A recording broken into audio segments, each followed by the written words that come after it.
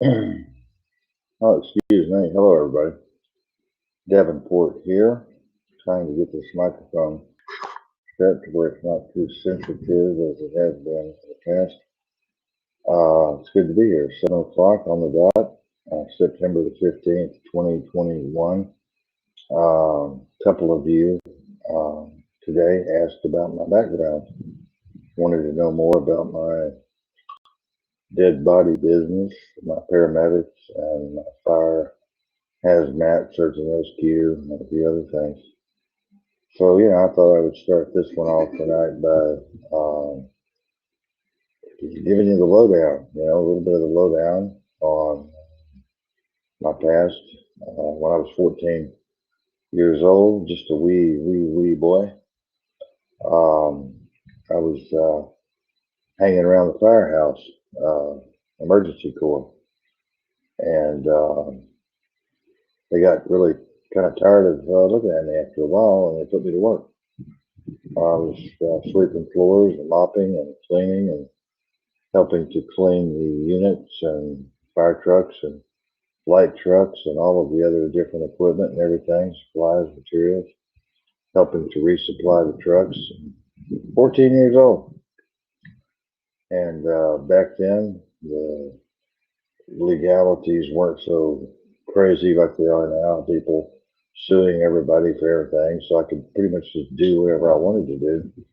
And they liked me. I was well liked there at the station. And this was in the deep south. And after a while, I started running a few calls with the boys. And we didn't have any girls back then. That was a boy thing, man thing. Running calls on the old fire truck and cranking up the old light truck and ambulance and getting out to the scene. And when I say the scene, we ran everything. Homicides, we ran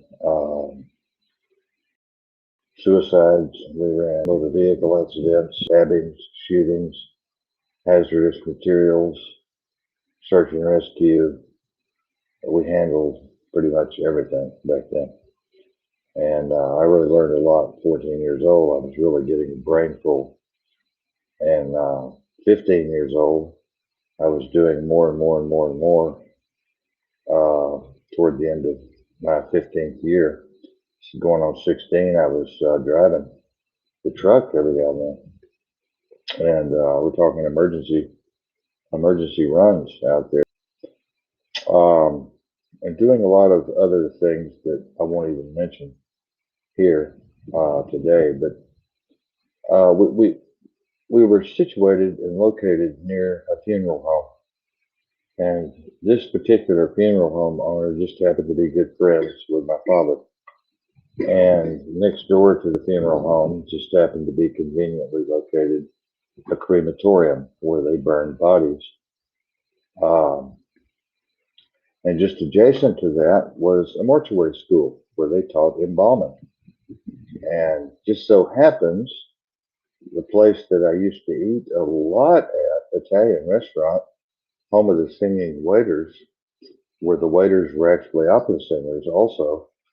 I got to know one of the opera singers there who eventually became the director of the Dallas Institute of Mortuary Science, Ken Whitaker.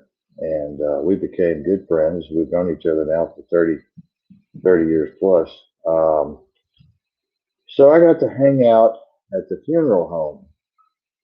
And I started spending the night there in the apartment, watching the funeral home at night and watching over the bodies at night and closing the caskets and making everything work just right. Never locked the doors at the funeral home, and we were in a bad part of town, but the funeral home doors were never locked. It was just a tradition. I guess we figured, well, people are going to be kind of afraid to break into a funeral home. I don't know. But anyway, I thought that was funny. The back door was always broke. It never closed all the way. It was always this far open, But that was just one of those things.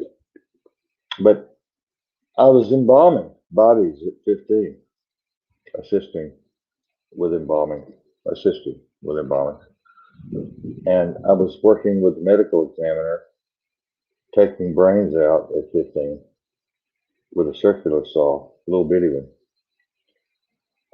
We used to use a little saw to take the brain out, cut a little hole around the top, and take the cap off and reach in underneath the brain, lift it up, and carefully slice it out with a scalpel and remove the brain. And then eventually I learned to do the V cut here, in the chest, to open the body up really wide, and then to fill the body back up again, the cavity, empty cavity after we'd taken most everything out. We'd pour plaster of Paris in there, or we'd empty the trash or Dallas Morning News, whatever was handy at the time. We'd fill the chest back up with. Some people think that's an old joke, but it's really not an old joke. It's the truth. And so all the time I was doing that, I was still running ambulance calls, fire calls. And then I started hanging out at the crematorium when I was about 16. And it was very interesting. The gentleman who worked there is dead now, who owned the place. Bob Levine was his name, Bob Levine. Many moons ago, he had a collection of gold teeth from all the bodies that he had burned. And, just an amazing collection of the gold teeth and a lot of other interesting little artifacts that he had collected from all of the bodies that he had burned. But I started burning bodies, and that got to be kind of a habit. When we were goofing off and things were kind of slow, we would go down on a Monday or Tuesday and hang around and burn 2 or 3, 4 bodies. And that got to be a lot of fun because I got to meet a lot of the embalmers who would come in to bring the bodies, and the funeral directors, and the different people who were working just to drive dead bodies around, drop them off at different places. So I got to do that. And so I learned how to cremate in 2,000 degrees, different types of situations, different strokes for different folks, different killers do things in different ways. Got to learn about homicide. And all that time I wanted to go to school. So I started going to ECA school, Emergency Care Attendant School. And I went to school for ECA, and then I wanted to go to EMT school, Emergency Medical Technician School. So I went to EMT school. And then later on, I wanted to take the big jump, and I wanted to be a paramedic as time went by. And I'm not going to give you a graphic description of each era there, but eventually I went to paramedic school, became top gun paramedic, top of my class paramedic, ACLS, advanced cardiac life support paramedic. And so I was doing everything. I mean, I was doing everything. I was doing homicide. I was doing embalming. I was doing cremation. I was running emergencies, motor vehicle accidents. I was running out on fires. I was running out on search and rescues. I was running out on small plane crashes. I got to work 2 major jet crashes in Dallas, Texas, where we were picking up body parts that had been strewn for hundreds and hundreds of yards away, and having to put them in these big diesel trucks and take them back to the morgue to put them together and try to sort out all the parts and things and pieces and put them back together, like putting Humpty Dumpty back together again.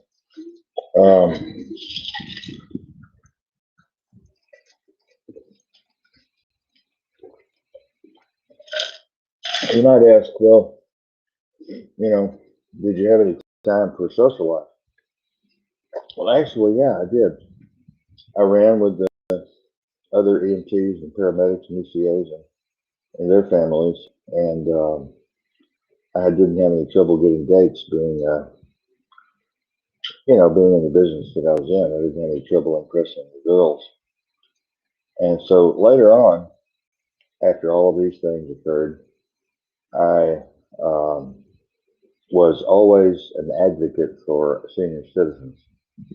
I was always advocating in one way or another for senior citizens. And I worked alongside a group called United People for Better Nursing Home Care. And Catherine Bates was the director over there. She's dead now. God rest her soul. And worked with her and learned a lot, kind of her understudy for a while. She was on the State Board of Health. I sat on the State Board of Health for a while as an advocate, as kind of an observer, but mostly an advocate to get under their crawl, stay under their crawl, stay on them for the proper legislature to come out, legislative action to come out with those meetings.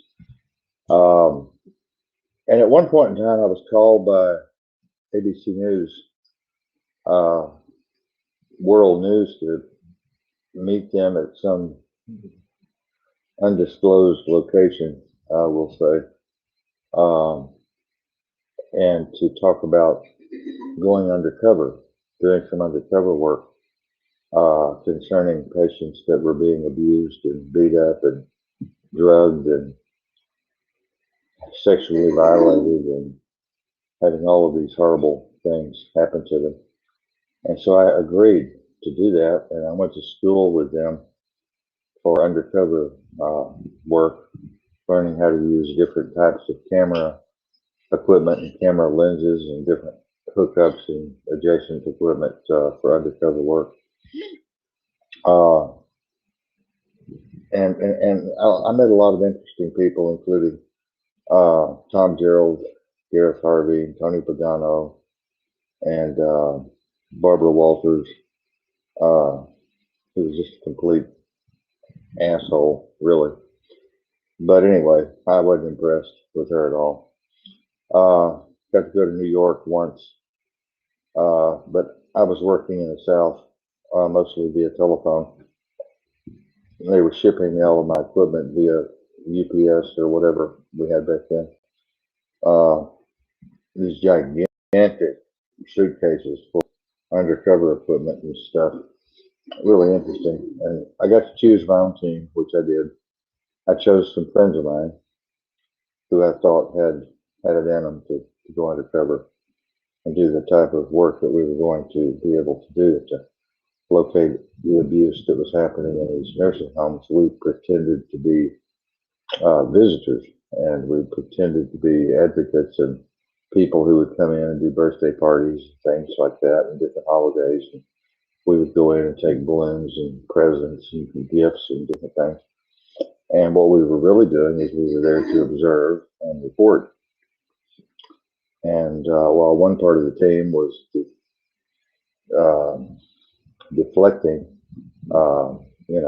the attention, diverting the attention of the staff, other parts of the team would be back in the rooms taking pictures undercover of patients who were laying in their vomit or laying in their blood or hadn't been wiped and cleaned and laying in their poop for long periods of time, pee for long periods of time. And that was our job.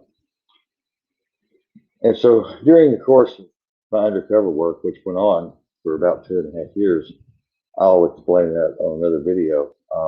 I got to investigate home health agencies from Nigeria that had opened up here in the United States who were doing Medicare, Medicaid fraud, really in a big time way. We're talking millions of dollars in fraud.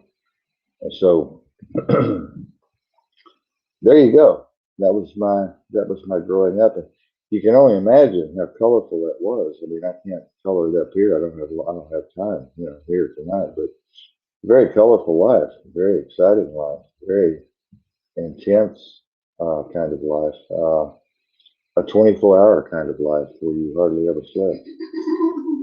There was always calls to go to, always something to do.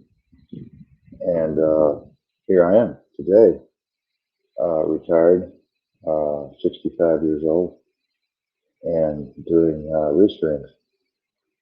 I've done over probably 4,000 talk shows in my time over the last 17, 18 years.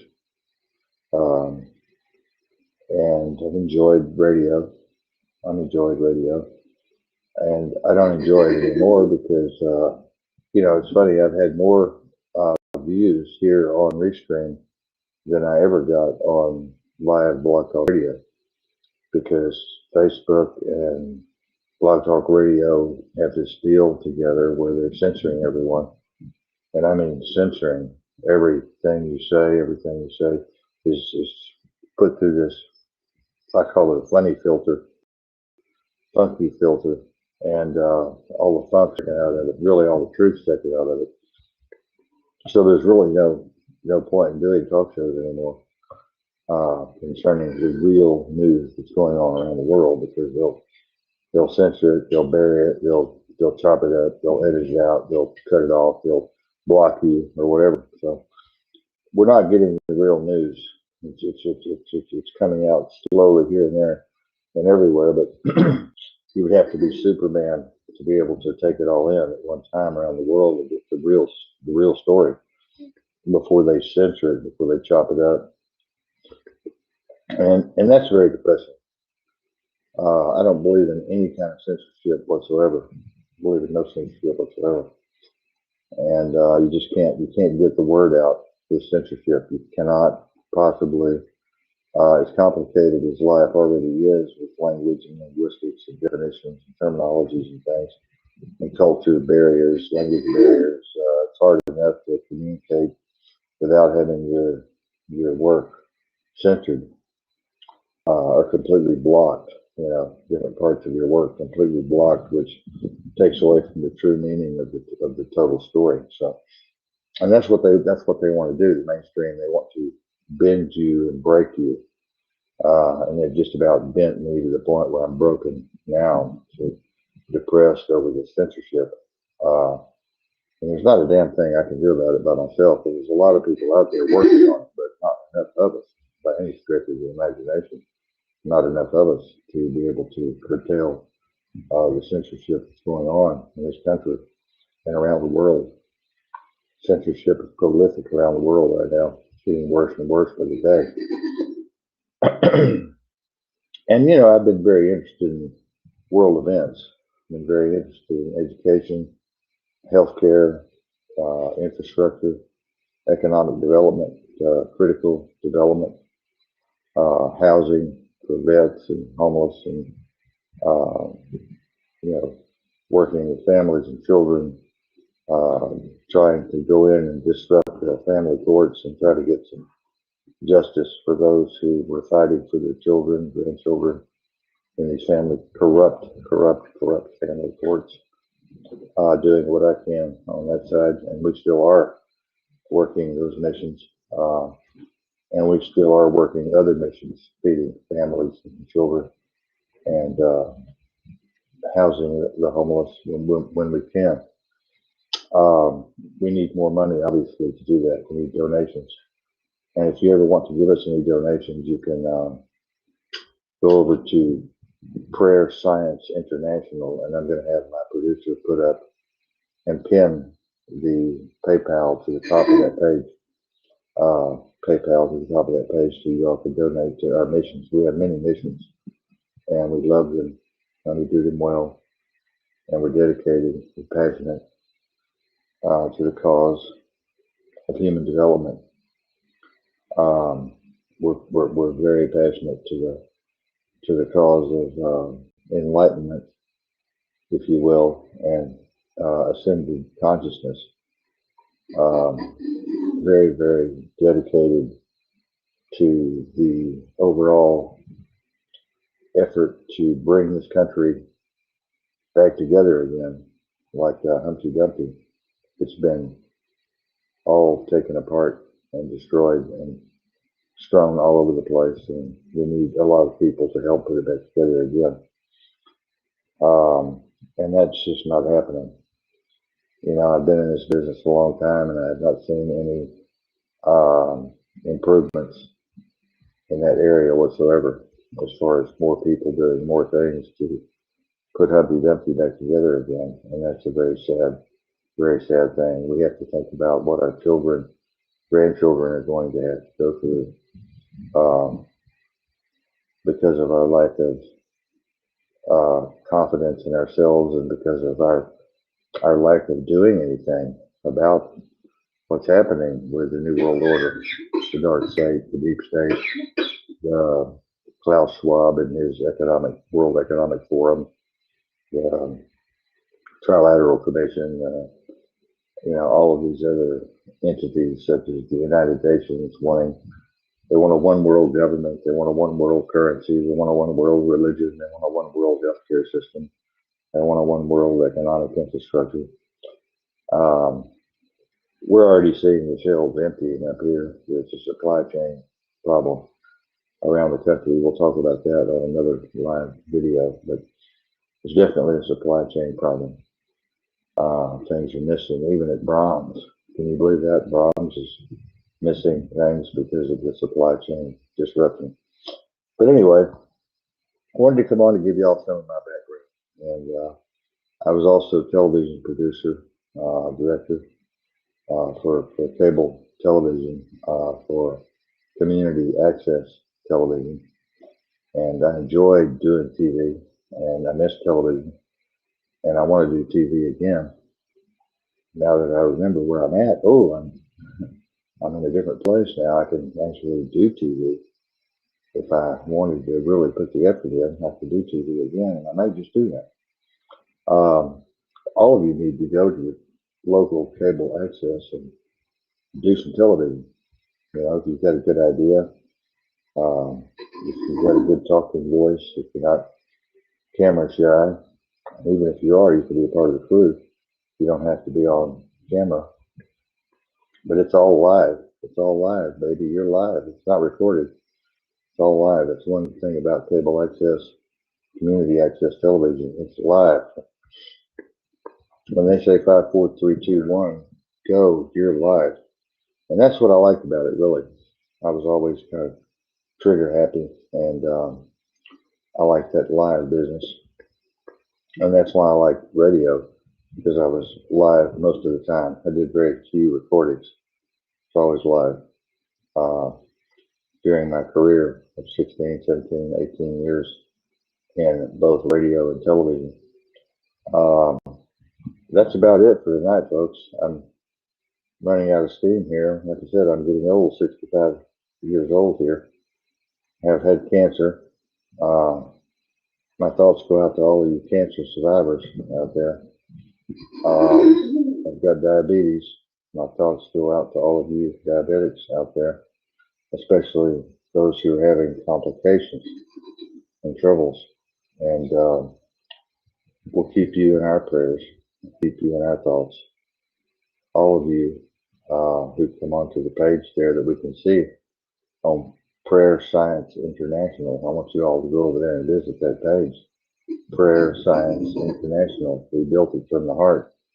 And it's a wonderful page, and it helps people to kind of get a grip on all of these religious dilemmas that we go through, all of these psychological dilemmas that we go through, and delusions, I must say, that we go through concerning religion. 4,000 or 5,000 religions in the world, 35,000 dogmas and differences in the world of opinion concerning religion and so forth.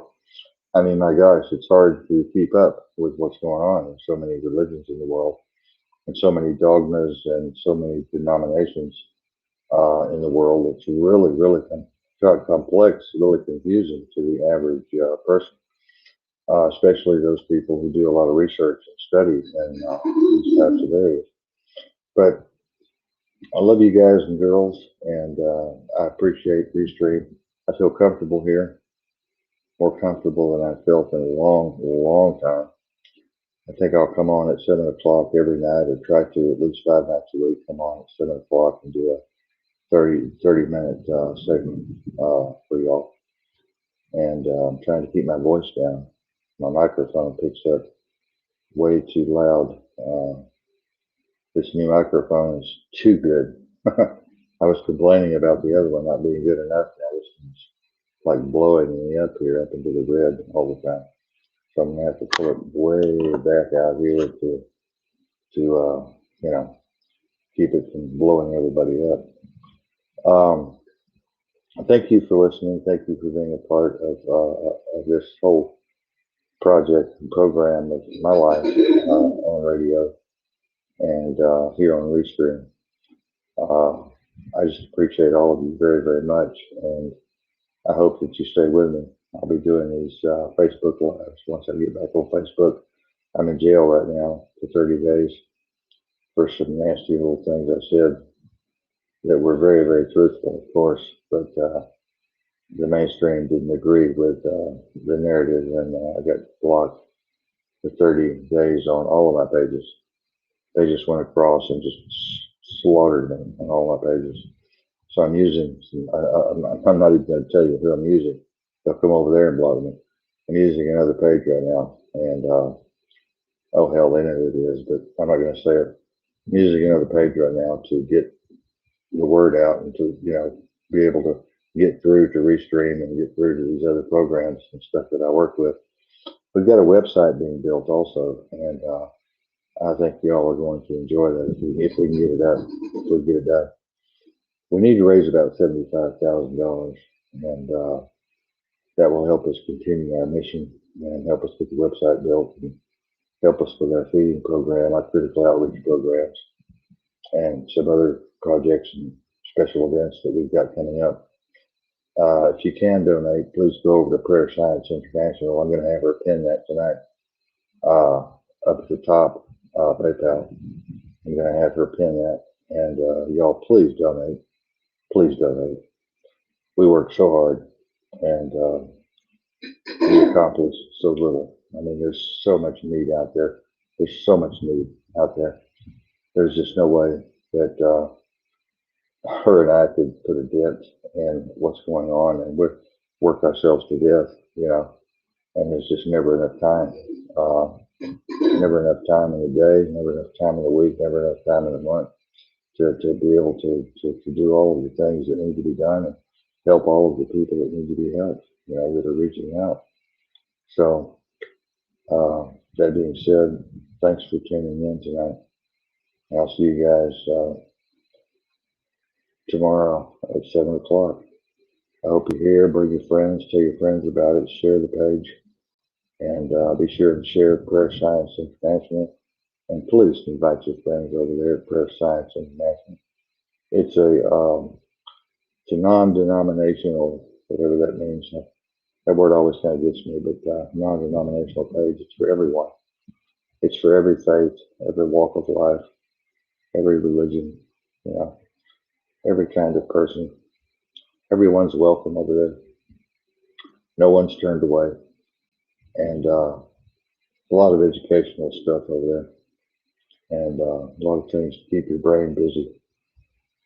Please comment over there if you can on some of the posts that have been put up. Well, my 29, I'm on the 29 mark here. Like I said, I love y'all, even though I don't know all of you. I love you. I have this love for humanity at its core, because I know we're all struggling for the same goals and objectives. We're all trying to make things better, trying to do the best we can. And it just doesn't seem to be working as well as I would like for it to, and as quick as I would like for it to. But until tomorrow night, you all take care. Kiler Davenport on Restream, and I'll see you tomorrow night, 7 o'clock. Bye bye.